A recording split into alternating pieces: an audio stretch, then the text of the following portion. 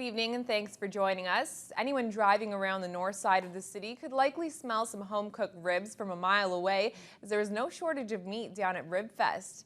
The three-day event wrapped up today, and those who we spoke with say it was a finger-licking good time. Courtney Rutherford reports. For the second year, the annual RibFest was back at the waterfront to tantalize the taste buds of Thunder Bay residents. 4 ribber teams from Southern Ontario came to compete for the Best Ribs title, and more than 20,000 people came out to try them. Jack the Ribber took first place for Best Ribs, and the Best Sauce title went to Ribs Royale. Waterfront District BIA spokeswoman Susan Cooper-Rochon says the turnout this year exceeded their expectations. It seemed to go very well. We're always getting input from people and asking how they felt the event went and asking how we can improve it for next year. So there's going to be changes and hopefully growth next year and make it just bigger and better. There wasn't only ribs being sold at the vendors, pulled pork and full roasted chickens were also available. The fires were crackling and the smell of the sauce took over the grounds. Those we spoke with couldn't wait to take advantage of everything RibFest had to offer. We just got out here today and we got in line. The lines were pretty long, but it was great. It was worth the wait. We went over here at Fat Albert's Rib Pit. Had a full rack plus some baked beans and some coleslaw. It was great. And now I'm in line at Jack the Ribber. They were the winner here last year, and I hear the ribs are even better, so it's worth the wait. This is my first time here, and I'll be back next year. Hopefully they got it again. It's really, really good. The music is good. It's a little warm, but otherwise everything was pretty good. I'm here to enjoy the music, and after I'm going to eat all I can because it's a beautiful day and I'm happy with some friends. So, okay. My mouth was full. I had ribs, an elephant ear, lemon, and it's a great day. Lots of good music. After the thousands of people in attendance got their rib on, the 3-day barbecue extravaganza wrapped up. Rochon expects to see the event back in town for a third time next summer. Courtney Rutherford, TBT News. Well, the streets of Murillo are also packed today for the final day of the Murillo Fair. The event's been around for 122 years, bringing the whole community together to enjoy a variety of activities. Whether you were into the rodeo, tasting various food vendors, or taking a walk through the barn, there wasn't a shortage of things to do. People have been flocking to the fair for years, and this year is no exception. Sylvia Goodhart, the secretary-treasurer for the event, says this year's attendance numbers are way up. Goodhart attributes the success to some brand new entertainment provided along with tractor rides. She adds it's an opportunity to come meet up with friends. From the community together, and it gives them a chance to come out and it's nice to visit your neighbor without having to go and have coffee. You just come and your neighbor's next door to you looking at the exhibits or whatever, and you can talk to them and compete against them. That's the best thing, is competing against your neighbor for your best vegetables and stuff. The event wrapped up with horse racing and antique tractor trailer awards. The Township of Terrace Bay has issued a boil water advisory following an unexpected shutdown at the town's water treatment facility. Terrace Bay officials are asking all residents to boil their water for the next few days. The municipality will be carrying out required testing. The advisory will be lifted as soon as water quality results come in and an all clear is given. More information about the advisory can be found at the municipal office or the Thunder Bay District Health Unit. Well, Thunder Bay City Council is set to hear a report from TransCanada Pipelines on their conversion project in the Northwest. The company is planning to turn 3,000 kilometers of pipeline from natural gas to crude oil, as well as construct about 1,400 kilometers of new pipeline. The goal is to eliminate the country's reliance on high-priced crude oil. However, the pipeline doesn't actually pass directly through Thunder Bay. Council will also be hearing a report on building permits issued throughout the city so far this year. The city's chief building officials say it's likely that the value of construction done this year will surpass last year's record-breaking $216 million. In 2013, there have been over 700 permits issued so far, including the waterfront condo and the new health services building on Oliver Road. Minister of Northern Development and Mines says he understands the concerns of a First Nation community in his riding over a proposed new transmission line. Officials with the Pick River First Nation are angry over the selection of a Florida-based company to construct the east-west tie line. The $600 million energy project would see a new electricity transmission line run between Thunder Bay and Wawa. The Ontario Energy Board has chosen Upper Canada Transmissions to complete the development of the line. 6 bidders applied for the $22 million design project, and officials with Pick River say local involvement was ignored. They're looking at launching a court challenge. Northern Development Minister Michael Gravel says the decision was completely independent. I think it was certainly appropriate that there should have been no political influence in that process. But, you know, I'm working closely with Chief Machano and many other First Nations chiefs on a number of projects, and certainly I'm going to continue to support their efforts in that way. But, you know, Chief Machano certainly expresses himself clearly and strongly. Chief of Pick River First Nation says he's willing to kibosh the whole project. Gravel says he's confident the company will work closely with Pick River and other First Nation communities. Well, with more than $14,000 due in taxes, the Dryden Mission hopes they'll be approved for tax exemption to help with plans for expansion. The Mission recently approached Dryden City Council to inform them of the situation and explain why they won't be paying their tax bill. Jordan Mullaney has the story. Pastor Jim Shearer has been operating the Dryden Mission out of its current location for the past 2 years. Working out of a donated building on Van Horn Avenue, the mission strives to help those less fortunate by taking in donations and selling those items in a thrift store setting. Shearer recently approached Dryden Council to inform them of an application to MPAC that would exempt the mission of more than $14,000 in taxes. He hopes to use the money that they would be saving to finish much-needed bathroom renovations and more. With the bathrooms, that's going to open up a whole new avenue of what we can actually offer on the main floor here. And we can open it up for some evening programs that we want to do with a lot with addiction kind of stuff and just some family gatherings and a little bit more volunteer gatherings that we can do. Shearer says the mission's goal is to create a family within the community, offering support for one another in a variety of ways. Currently, the mission offers programs such as Narcotics Anonymous, Celebrate Recovery, relational counseling, and they even go as far as sending donations to Africa several times a year.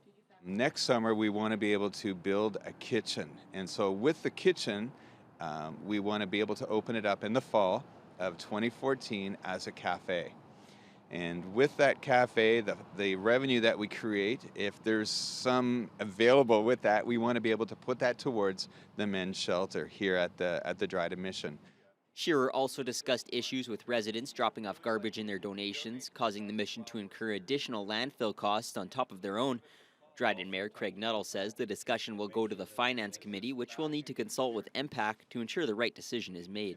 Personally, I look at it this way. They have a thrift store there. They take in revenue. They're a little different than a church because a church only has a bazaar, say, once a year. They have an ongoing business over there, so it would be up to MPAC to figure out whether or not they qualify. Jordan Mullaney, TVT News. 2 people died last weekend in Thunder Bay after they'd been cliff diving at Silver Harbor Conservation Area. Days later, another man in Kenora fell victim to the same fate. Some people say signs should be in place warning thrill seekers about the dangers of cliff diving. Others are calling for an all-out ban on the activity. For our question of the day, we wanted to know if you thought cliff diving should be banned at Silver Harbor.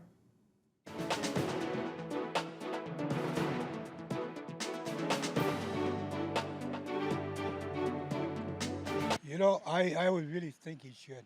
Too many people have died over there for no good reason at all. I think it's very dangerous. And, you know, young people sometimes, as those young ones, don't think as clearly as they should. No, but there should be warning signs up. And the conditions that are on the lake contribute to the dangerous conditions that you would be jumping into. There should be warning signs. I don't think that cliff diving should be banned. I do think that it's unsafe, and I think kids need to be a little bit more cautious about what they do in their free time. I think people should use a lot more common sense.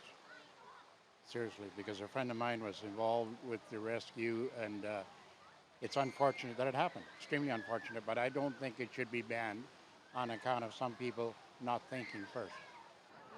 No, I don't think cliff diving should be banned. I think people should take responsibility for their own decisions and use their common sense. The cliff's high and the waves are high and stuff, or, you know, use your common sense. Really, you're an adult. look at the situation, the environment, and if it's safe, go, and if it's not, don't. It's pretty simple, but unfortunately, some people don't take time to make rational decisions and end up injured, which is sad. So, yeah. We're right in the heart of summer, boiling day today, but people are getting ready to start looking at the hockey season coming up. Indeed they are, yes. The Indeed. Canadian Olympic hopefuls are making their way, or in Calgary, I guess, today. All of that story coming up after the break.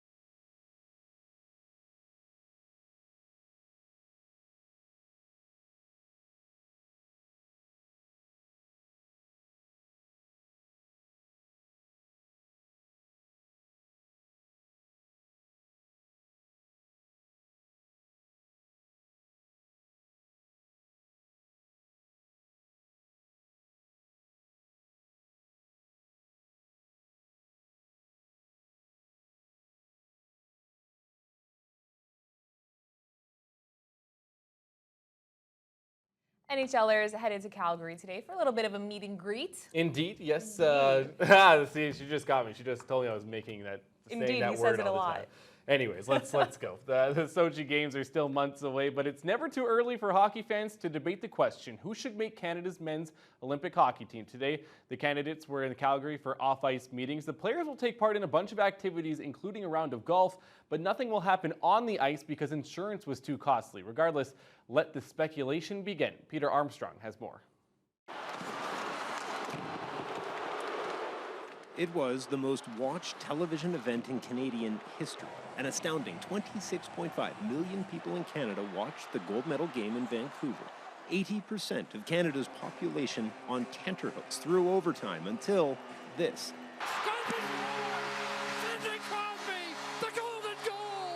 Now, with the next Olympics around the corner, 46 of Canada's best players are meeting for an informal information session. There will be no skating, no tryouts, no decision about the final roster. 25 players will go to Sochi. The coaches say maybe 11 of those spots have been secured. Everyone else, even the gold medal winning goalie from 2010, will have to fight for a spot. I think it's not anybody's job to win or lose. I think it's an open competition, and whoever plays best deserves to be the starter. Weighing on everyone here is one disturbing stat. It's been 61 years since Canada's men won on international ice. During the 2006 Winter Games, Canada struggled on international rinks and placed a disappointing 7th. Hockey analyst Elliot Friedman says that loss still haunts this team. I think that Steve Yzerman has talked a lot about what he saw about that team that was in Italy and why it failed. He felt they were too slow. At the heart of this is the size of the ice. NHL rinks are smaller, 200 feet long, 85 feet wide. The Olympic rink is significantly wider. Simply put, that extra 15 feet of ice opens things up, making the decisions about who gets to go to the camp all the more difficult. It is a different game. It really becomes a lot more like soccer in that you got to defend more as a team and pressure more as a group of 5. And so, players are working out at summer camps like this. Among them, Pittsburgh Penguin James Neal. He's young, he's fast, he's played well on international ice, and knows all about the pressure that will be waiting for this team in Sochi. When you got the weight of your country kind of on your back, it puts that added pressure, and you know how much Canada loves hockey and wants that gold medal. That said, if they're not here to try out or to skate, what is Team Canada doing here in Calgary? Well, some team building, some strategy, and certainly some PR. But there's no question, the roster of this team is going to be determined by how these guys play when the NHL season starts, and that doesn't happen till October. Peter Armstrong, CBC News, Calgary. On the links, Lydia Ko has made history again at the Canadian Women's Open. The 16-year-old from New Zealand shot a final round 6 under 64 to win by 5 strokes in Edmonton over Karine Ishe. Ko became the youngest winner of an LPGA event last year when she won the Canadian Open in Vancouver at age of 15. She's also the first amateur to win 2 LPGA Tour events. So there you go. How about final round of the Barclays, first FedEx Cup playoff event. Canadian Graham Dillette, he had a day. On 15, makes the short birdie putt. That was his 8th birdie of the day. Moved to 16, looking for a share of the lead. You can't see it, but Dillette can't get it to drop, so he stays at 10 under. After a par on 17, Dillette with the approach on 18 gets it to within 20 feet. The Weyburn, Saskatchewan native would miss the birdie putt, but he shot a scorching 65 today. Finished at 10 under and in a tie for second. Tiger Woods, meanwhile, started the day 4 shots back of the leaders on 6. Little flop shot from the straw, spins it back nicely. Then he steps up and knocks down the birdie. That gets him to within 1 of the lead. Move to number 12. Tiger's tee shot hammers it down the middle of the fairway, but afterwards, watch, he's in a fair amount of pain. Ugh, that doesn't look good. Trying to loosen up his back. His second shot on 13, this is ugly. Goes way left of the target. Tiger actually drops to his knees. Ball goes into the water. Woods said after the round that it was back spasms that were bothering him. Same hole after hitting the green with his 4th shot. Tiger would miss the par putt. That's his 2nd bogey of the day. He was struggling to even get his ball out of the hole. Watch this. Oh, man, yeah, tough to watch. How about Adam Scott for birdie on 14? Count that one, moves to 10 under. Then on 16, Scott drops another bird. He shot a 66, had a clubhouse lead at 11 under. Back to Tiger, an uphill putt on 17. That's a birdie. Gets him to just 1 behind Scott. And then on 18, Woods with a chance to tie for the lead. But he's going to come up just short, which means Adam Scott wins this year's Barclays Championship. It was a busy day on the diamond as well. Locally, the Dodgers hammered the Athletics 15-2 in senior men's action. Also at Baseball Central, it was the Orioles all over the Wolves 11-3 in the first game of a doubleheader, but the Wolves got their revenge in the back end of the double dip, winning 9-2. On the national stage, the Blue Jays were looking to avoid being swept by the worst team in baseball, and it was also the final of the Little League World Series. Let's go. Start with the Jays and Astros. After giving up an early run, Mark Burley settled in. Top four, he gets Brandon Barnes swinging. Next inning, gets some help from his D. Cody Clark line drive, but Jose Reyes there to make the diving grab, robs Clark of his first career major league hit. That's a great play. More D in the seventh, courtesy of Burley himself. Sticks his pitching hand out to knock down the Jake Elmore liner. Burley then flips it to Edwin Encarnacion first using his glove. Encarnacion, nice stretch to get Elmore. Burley would stay in the game. He went 8 innings, gave up the 1 run on 7 hits, and struck out 7. So move to the top of the 9th. Houston closer Jen Lowe gave up a base hit and walked 2 to load the bases. Then he issues the free pass to Moises Sierra. Brett Laurie trots home from third. We've got ourselves a tie ball game. 2 batters later, Ryan Goins grounds to second. He gets thrown out on the fielder's choice, but Anthony Ghost scores the go-ahead run. Casey Jansen also got out of a bases-loaded jam in the bottom of the 9th, and the Blue Jays avoid the sweep. They take it 2-1. The final to Williamsport, Pennsylvania. Final of the Little League World Series between Japan and California. Top one, already 1-0 Cali. Grant Holman at the plate. He laces a base hit to right. Another run comes in to score. That gives the team from the U.S. an early 2-0 lead. But in the home half, Japan puts 2 on. Takuma Gomi singles up the middle. 1 run scores. Jake Espinosa's throw from center is way off the mark.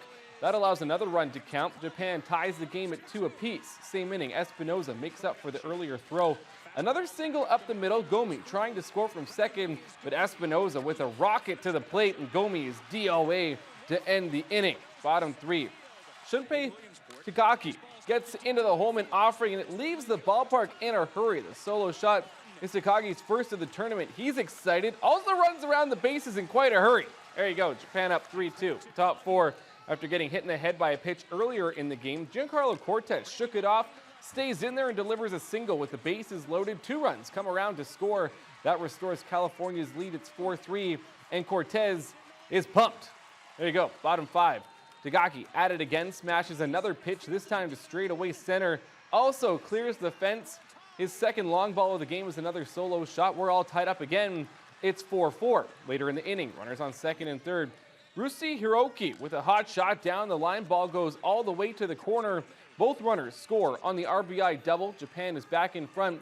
It's 6-4. Top 6, California's last chance, but Japan is going to turn the game-ending double play. That's a nice one. They are this year's champion of the Little League World Series.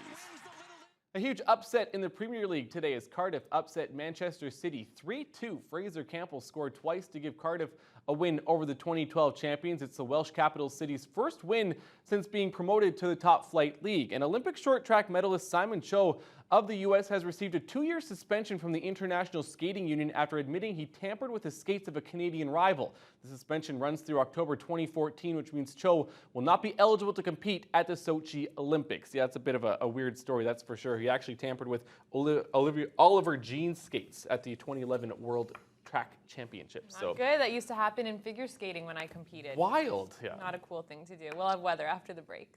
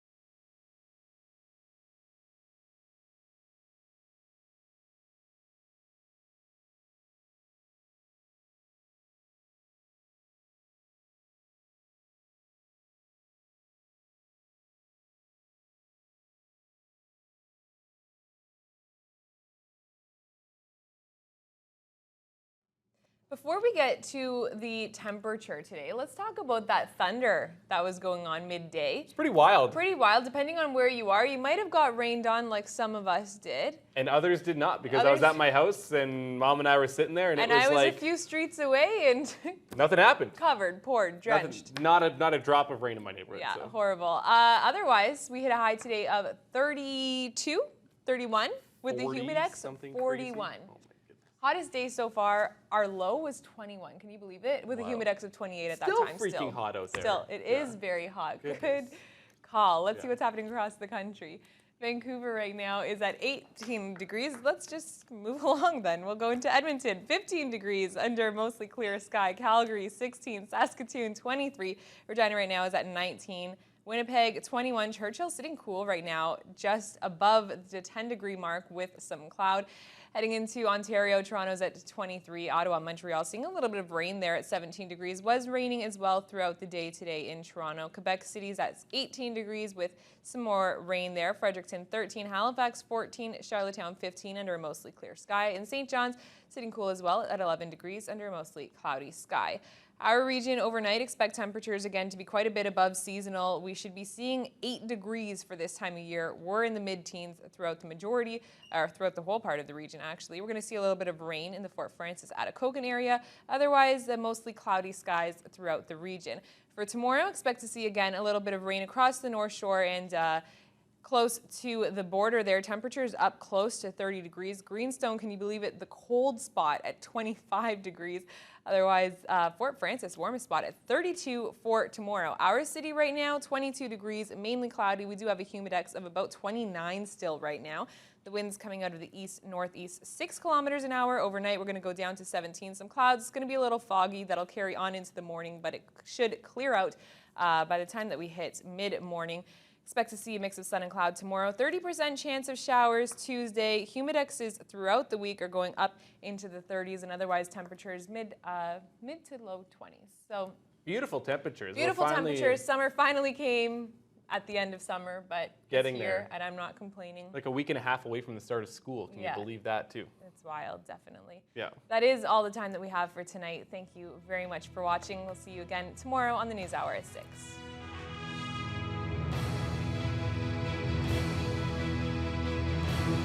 Thank you.